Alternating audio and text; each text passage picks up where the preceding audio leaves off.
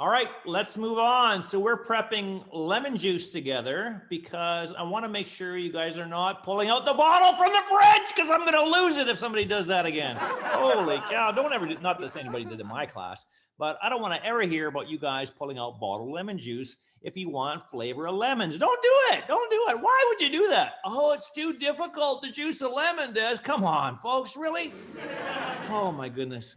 So here's the thing. We always have a bottle of lemon juice in the fridge, but I only use it when I don't want the flavor. I just want the acid. So I'm trying to keep apple slices from going brown or banana slices from going brown. But when I want flavor in a recipe, fresh, always fresh.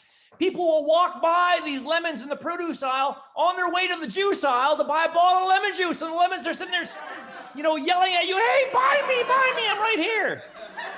Come on, folks.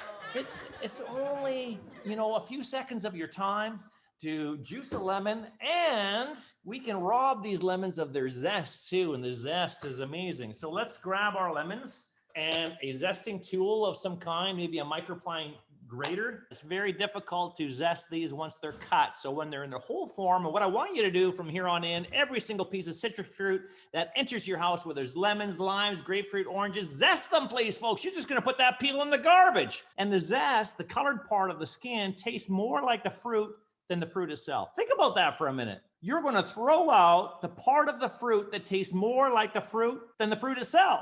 It doesn't make any sense, right? The essential oils that are in there are amazing. So let's capture these, shall we? All the zest in those essential oils. Let's just take your zesting tool.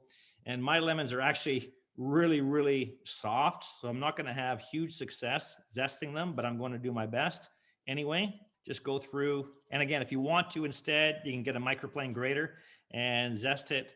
But I like having the long strands for garnish to put at top of the dish, and that's what I'm going to use these for today. Have these nice long strands to finish the dish. Although it's not listed in the recipe, these are the kind of tips that we give you at the Chef Des Zoom classes, folks. So you can bring your dishes to new heights and making sure that you're zesting every single piece of citrus fruit. Even if you have no use for it, at least put in a little bit of plastic wrap or a little baggie and put it in the freezer and save it for when you do have a use for it. Garnish desserts with it, chop it up, put it in recipes, whatever you want to do.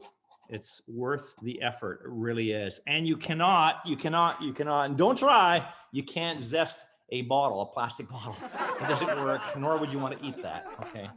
So there's my zest. I'm going to keep that aside for garnishing at the end. My juicer is called a Queasy Pro. I've shown this to you before. You can look for it online if you want and have a look at it. It's my favorite. It's what I use. And let's get a couple tablespoons of lemon juice, shall we?